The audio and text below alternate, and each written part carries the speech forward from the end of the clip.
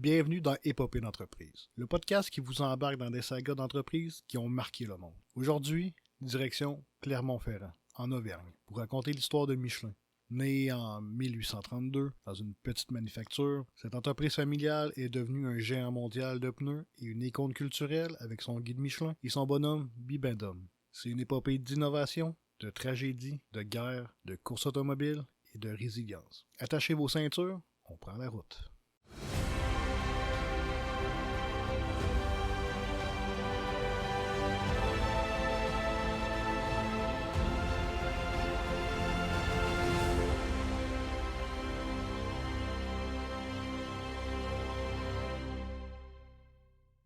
Nous sommes en 1832, à Clermont-Ferrand, une ville auvergnarde en pleine révolution industrielle. Astrid Barbier et Édouard Daupré, cousins par alliance, fondent une manufacture sur 12 hectares, à Montferrand. Leur but, fabriquer des machines agricoles et expérimenter avec le caoutchouc, un matériau exotique importé d'Amérique du Sud, encore instable avant la vulcanisation de Charles Goodyear en 1839.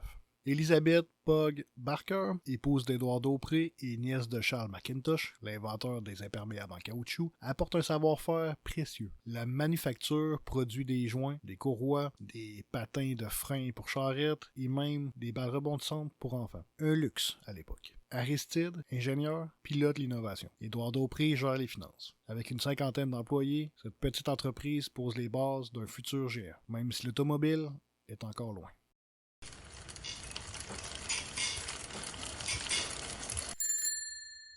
En 1889, l'usine Barbier-Daupré n'est plus l'ombre d'elle-même. La faillite semble inévitable. C'est alors qu'apparaissent deux frères, André et Édouard Michelin. Rien ne les prédestinait vraiment à reprendre l'entreprise familiale. André, ingénieur cartographe à Paris, aime les cartes, la précision et les calculs. Édouard, lui, est artiste formé aux beaux-arts, rêve de toile et de pinceau. Mais tous deux partagent une chose, un attachement profond à Clermont-Ferrand et à l'héritage laissé par leur grand-père. Ils relèvent le défi. André met de côté sa carrière parisienne. Édouard dépose les pinceaux. Ensemble, ils transforment une usine moribonde en un laboratoire d'innovation. Un jour, en 1891, un cycliste anglais arrive avec un pneu Dunlop crevé. La réparation est laborieuse, interminable. Édouard se dit alors, si ce pneu pouvait être démonté. Quelques mois plus tard, l'invention est prête. Le pneu démontable Michelin, réparable en un quart d'heure, voit le jour. La démonstration sera éclatante. Lors de la course Paris-Brest-Paris, le coureur Charles Théron écrase la concurrence, gagnant avec 8 heures d'avance. Le nom Michelin vient de naître et l'histoire du transport vient de basculer. En 1894, à l'exposition universelle de Lyon, André remarque une pile de pneus évoquant une silhouette humaine. Ajoutez des bras et c'est un bonhomme, plaisante-t-il.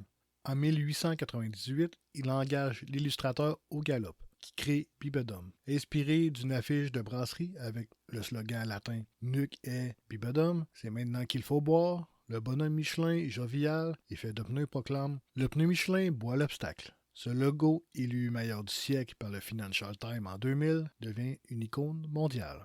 En 1900, André lance le guide Michelin, un livret gratuit de 400 pages pour automobilistes, avec des cartes, des adresses de stations-service, d'hôtels, de restaurants et des conseils pour changer un pneu. Avec seulement 3000 voitures en France, l'idée est claire. Encourager la mobilité pour vendre des pneus. Payant dès 1920, le guide introduit les étoiles pour les restaurants en 1926, devenant une référence gastronomique. Aujourd'hui, le guide s'est mondialisé. Il couvre des villes comme Miami, Séoul ou Bangkok, qui a reçu ses premières étoiles en 2020. Depuis 2019, il distingue aussi les restaurants engagés dans la durabilité avec des étoiles vertes. En 1914, Michelin est un leader de pneus avec des usines à Clermont-Ferrand, Turin et Milltown, New Jersey. André, 61 ans, gère la stratégie et les relations extérieures. Édouard, 55 ans, supervise la production. La Première Guerre mondiale éclate et Michelin s'engage pleinement. L'usine de Clermont-Ferrand produit des pneus renforcés pour les camions et ambulances militaires, adaptés aux routes défoncées. André, visionnaire, met sur l'aviation. En 1915, Michelin s'associe à Breguet pour fabriquer 1884 biplans Breguet-Michelin. Utilisée pour la reconnaissance et le bombardement, l'usine devient une chaîne d'assemblage d'avions et en 1916, Michelin construit la première piste en béton au monde, à Aulnat, près de Clermont-Ferrand, pour tester ses avions et former des pilotes.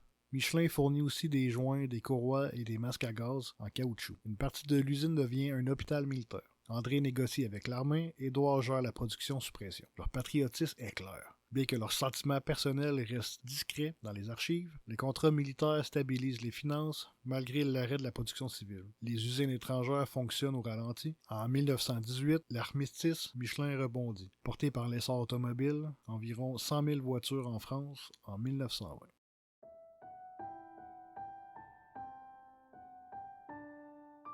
L'histoire de Michelin n'est pas qu'une suite de victoires industrielles.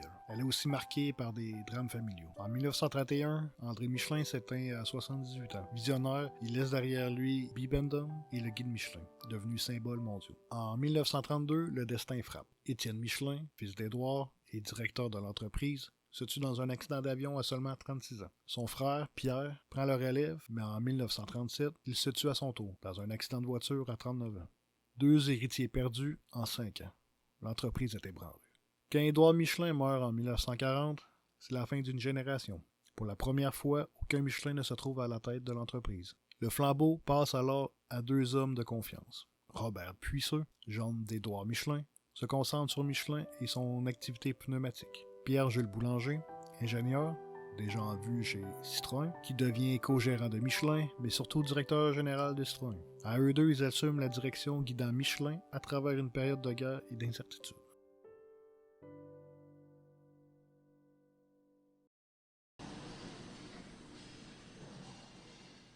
En 1934, Citroën, pionnier de la traction avant, est au bord de la faillite. Michelin rachète l'entreprise. Dès lors, Pierre Michelin en devient président. Il confie les rênes opérationnelles à Pierre-Jules Boulanger, ingénieur rigoureux et visionnaire. Nommé directeur général de Citroën, il incarne la stratégie automobile de Michelin. Après la mort de Pierre Michelin, en 1937, Boulanger prend encore plus d'importance. Il reste co-gérant chez Michelin, mais consacre l'essentiel de son énergie à Citroën. Sous sa direction, la marque se réorganise et prépare un modèle populaire révolutionnaire, la 2CV. Prévu avant la guerre, mais retardé, elle sera dévoilée en 1948 et marquera l'histoire. Michelin restera propriétaire de Citroën jusqu'en 1976, quand Peugeot rachètera la marque. Mais l'empreinte de Boulanger, comme celle de Michelin, restera indélébile dans l'ADN de Citroën. Après les tragédies des années 1930, Robert Puisseux, gendre d'Édouard Michelin, marié à sa fille Lucie, prend les rênes en 1938 comme co-gérant avec Pierre-Jules Boulanger. Né en 1897, ingénieur diplômé de l'école polytechnique, Puisseux rejoint Michelin en 1920 comme ingénieur, gravissant les échelons pour devenir un pilier de l'entreprise. Son leadership de 1938 à 1959 est marqué par la résilience pendant la Seconde Guerre mondiale et l'innovation post-guerre. Puisseux supervise l'expansion internationale, inaugure le centre de recherche Ladoux en 1947 et lance le pneu radial en 1946. Une révolution technologique qui propulse Michelin au sommet mondial. Humaniste et discret, il priorise le bien-être des employés et navigue les défis de l'occupation allemande avec tact.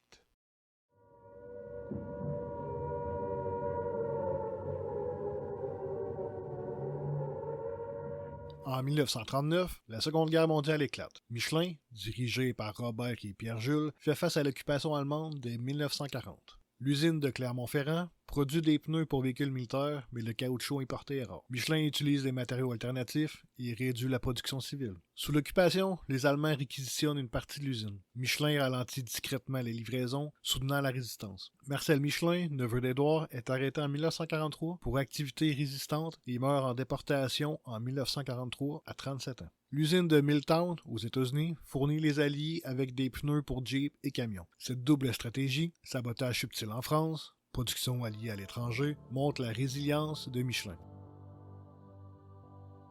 En 1955, Puisseux passe le flambeau à François Michelin, petit-fils d'Édouard, en le nommant co-gérant. François, né le 15 juin 1926, étudie les mathématiques avant de rejoindre Michelin en 1951 sous un faux nom pour apprendre le métier au bas de l'échelle, travaillant comme un ouvrier pour comprendre les réalités du terrain. En 1955, à 29 ans, il devient co-gérant aux côtés de Puisseux, puis gérant unique en 1959 jusqu'en 1999. Visionnaire et humaniste, François poursuit l'expansion internationale avec des usines aux États-Unis et au Brésil, innove avec le pneu Radial X, commercialisé sous son règne, et fait de Michelin un leader mondial, multipliant le chiffre d'affaires par 10. Son style, paternaliste, inspiré de la doctrine sociale de l'Église, met l'accent sur le respect des employés et l'innovation durable. Puis ceux, en le choisissant, assurent une transition fluide, ramenant un Michelin à la tête de l'entreprise après 18 ans d'absence. En 1986, Uniroyal et B.F. Goodrich fusionnent leur activité pour créer Uniroyal Goodrich Tire Company. 4 ans plus tard, en 1990, Michelin finalise son rachat pour 1,5 milliard de dollars. L'opération renforce la présence du groupe sur le marché nord-américain et élargit son portefeuille avec 2 marques emblématiques du pneu américain. Les rumeurs de Firestone, propriété de Bridgestone depuis 1988, émergent après un rappel massif de pneus en 2000. Mais Michelin n'a jamais concrétisé cet achat, préférant B.F. Goodrich et Uniroyal. Il faut rappeler que ces spéculations restent sans fondement. En 1977, sous la direction de François Michelin, gérant depuis 1955, le groupe fait son entrée en Formule 1 avec une innovation majeure, le pneu radial. Ferrari et Renault adoptent la technologie. 2 ans plus tard, Jody remporte le championnat du monde avec Ferrari, suivi d'Alain Prost sur Renault en 1982. Mais en 1984, face à la flambée des coûts et à des règles contestées, Michelin se retire de la discipline. En 2001, Édouard Michelin, fils de François et gérant depuis 1999, relance l'aventure. Les écuries McLaren, Williams et Renault chaussent à nouveau des pneus Michelin, rivalisant directement avec Bridgestone. En 2005, Fernando Alonso décroche le titre mondial, suivi du sacre constructeur de Renault en 2005 et 2006. Mais cette même année, un épisode ternit la saison, le Grand Prix des États-Unis à Indianapolis. Sur le redoutable virage 13, un pneu Michelin éclate sur la Toyota de Ralf Schumacher. Les analyses sont formelles. Les pneus ne tiendraient pas plus de 10 tours à pleine vitesse. Michelin propose d'ajouter une chicane, mais la FIA refuse. Résultat, les 14 voitures équipées de Michelin se retirent après le tour de formation. Seules 6 voitures Bridgestone prennent le départ. Michael Schumacher s'impose, devant un public furieux. Michelin s'excuse, rembourse les spectateurs et offre 20 000 places pour l'édition 2006. Malgré les critiques, Édouard Michelin assume et quitte la Formule 1 fin 2006, sur une victoire symbolique au Grand Prix du Japon avec Alonso et Renault. Mais Michelin continue de briller ailleurs. 14 victoires consécutives aux 24 heures du Mans, de 1998 à 2011, et de nouveaux succès au Rallye Dakar avec B.F. Goodrich. En 1999, Édouard Michelin devient gérant du groupe à seulement 36 ans. Arrière-petit-fils du fondateur, né le 13 août 1963, diplômé de l'École centrale de Paris, il a déjà fait ses preuves. Dès 1985, il rejoint l'entreprise familiale, Incognito. Aux États-Unis, il travaille sur le terrain, sans que personne ne sache qu'il est un Michelin. Formé par son père François, il apprend la rigueur et l'humilité. En 1987, il sert sur un sous-marin nucléaire, une expérience qui le marquera à vie. Marié à Cécile Gravier, leur mariage est célébré par son frère Étienne, prêtre. Ensemble, ils auront 6 enfants. Discret, profondément catholique, Édouard rêve d'un jour devenir inspecteur anonyme du guide Michelin. Mais c'est bien à la tête du groupe qu'il laissera son empreinte. Sous sa direction, Michelin s'ouvre au monde. Le pneu Energy Saver, le PAX System anti-crevaison, de nouvelles usines en Chine et en Inde, et le grand retour de la marque en Formule 1 en 2001 et 2006. Et puis, le 6 mai 2006, tout s'arrête. Édouard Michelin part pêcher au large de l'île de Saint, à bord du Liberté. Le bateau coule dans le rage du Saint. Lui et son ami Guillaume Normand périssent noyés. Il avait 42 ans. Le choc est immense. 130 000 employés en deuil. Un mémorial de pneus s'élève à Clermont-Ferrand. Et ce week-end-là, sur le podium de Monaco, les pilotes de Formule 1 renoncent au champagne.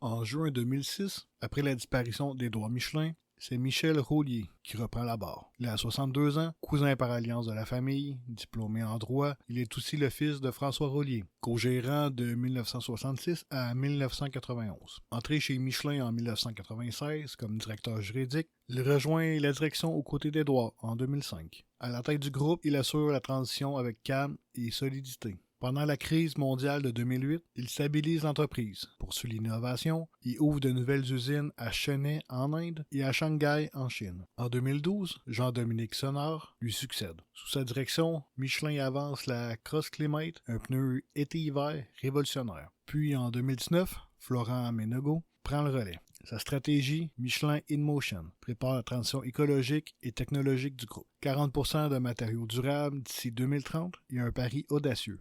le pneu sans air Optis. Ce pneu, déjà presque mythique, imaginé comme la fin des crevaisons, il roule déjà discrètement sur les routes du monde. Des fourgons de la Poste de France, des véhicules de livraison à Singapour, partout on le teste, on le mesure, on l'observe. Mais pour le grand public, il faudra encore attendre. Optis n'est pas tout à fait prêt. Il avance pas à pas, comme une promesse de mobilité nouvelle. Depuis Édouard, plus aucun membre de la famille Michelin n'a dirigé l'entreprise, mais l'esprit, lui, demeure. Exigence, humilité, sens du service. En 2015, François Michelin s'éteint, à l'âge de 89 ans. À Clermont-Ferrand, un mémorial de pneus lui rend hommage.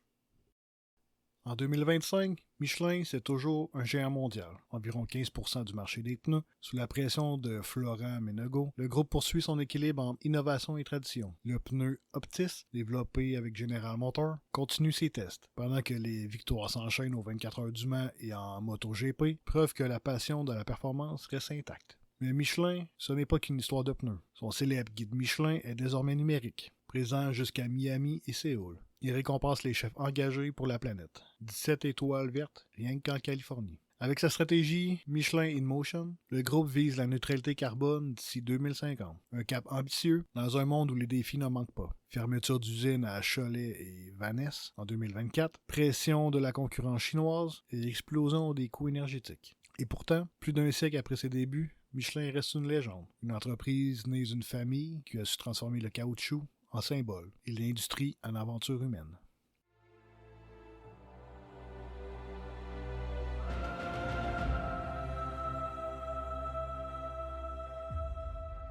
En retraçant cette épopée, on découvre que Michelin n'est pas seulement une marque de pneus, mais une véritable légende industrielle. De Clermont-Ferrand au circuit de Formule 1, des cartes routières aux étoiles de grands chefs, l'entreprise a toujours su innover, rebondir et se réinventer. Derrière Bibodome, ce bonhomme de pneus au sourire jovial, se cache près de 2 siècles d'histoire familiale, de résilience et de vision long terme. Une histoire qui continue encore aujourd'hui.